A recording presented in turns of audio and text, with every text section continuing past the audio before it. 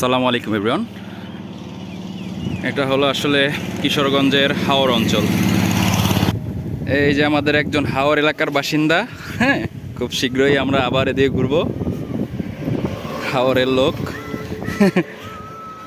এগুলো সব প্লাবিত হয়ে যাবে। এরপরে প্রচুর মাছ এবং এগুলো একদম বিস্তীর্ণ নদীর মতো দেখা যাবে, যা আসলে কিশোরগঞ্জের ঐতিহ্য।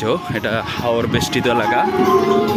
এই এলাকায় এরকম নিচু সবগুলোই রাস্তাই হলো উঁচু, এবং রাস্তার পাশের যে জমি জলাধার এগুলো হলো নিচু। এখনও ওই যে মানুষ এই ছোট খাল, এই খালে বিভিন্নভাবে মাছ ধরতেছে। এগুলো সব পানিতে একেবারে ভরে যাবে, টইটম্বুর হয়ে যাবে। এই যে ব্রিজ রাস্তা উপরে, এই রাস্তার সাইড পর্যন্ত পানি উঠে যাবে। তখন এগুলো সব বিশাল নদীর মতো দেখা যাবে এবং অত্যন্ত সুন্দর এই এলাকার পরিবেশ। ওই যে সামনে মানুষ বিভিন্ন পদ্ধতিতে আসলে এখন এই খালের মধ্যে মাছ ধরতেছে। এই যে একটা জাল সেট করা, যখন পুরা পানি আসবে তখন এই জাল দিয়ে মাছ ধরা হবে। এখনও মানুষ নিজের ছোট ছোট বিভিন্ন জাল দিয়ে মাছ ধরতেছে।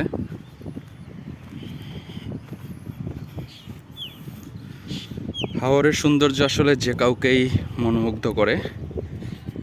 বর্ষার সিজনে এদিকে প্রচুর টুরিস্টের আগমন হয়। এগুলো তখন একেবারে অথই নদীর মতো দেখা যায়। আর বর্ষা ছাড়া যখন শুষ্ক মৌসুম, তখন এগুলো বিশাল ধান ক্ষেত। মানুষ এখানে ধান ফসল চাষ করে। অলরেডি এই ফসল শেষ হয়ে গেছে, বৃষ্টি আসা শুরু হয়েছে, আর কিছু দিনের মধ্যেই এগুলো ভরে যাবে। এই যে একজন মাছ ধরতেছে।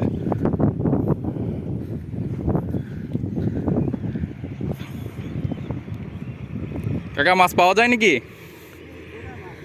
গুড়া মাছ না? মাছ তো আর কিছুদিন পরেই আসবে ভরে গেলে।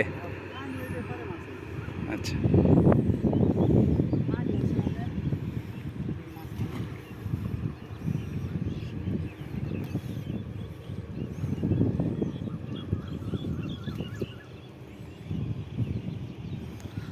ওই সামনে আরো অনেক মানুষ মাছ ধরতেছে। প্রচুর বাতাস।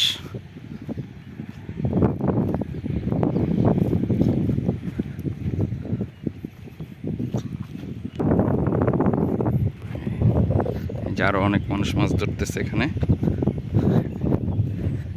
দেখবো এই ভাই কি মাছ পাইছে, আসলে দেখা যাক।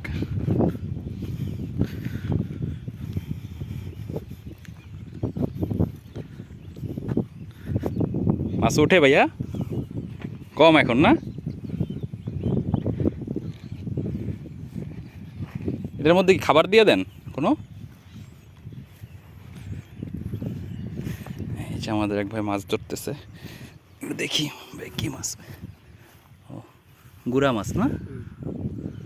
আচ্ছা, ছোট ছোট আসলে মলা মাছ যেগুলো। এই মাছগুলো তো বড়, আর কিছুদিন পরে তো পানি আসলে তখন প্রচুর মাছ হবে। এগুলো সব ভরে যাবে। ব্রিজের নিচে আসে বড় পানি।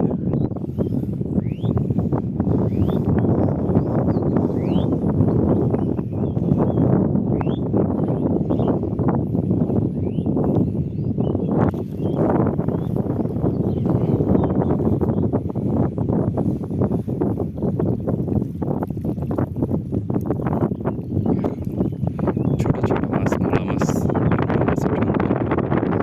এখন আসলে মাছের সিজন না, আর কিছুদিন পরেই প্রচুর মাছে ভরে যাবে এগুলো।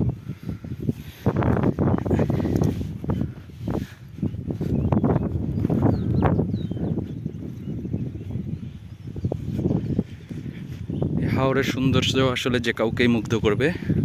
প্রচুর পরিমাণে ঘুরতে হবে, দেখতে হবে আমাদের এই সুন্দর পৃথিবী, আমাদের এই সুন্দর দেশ।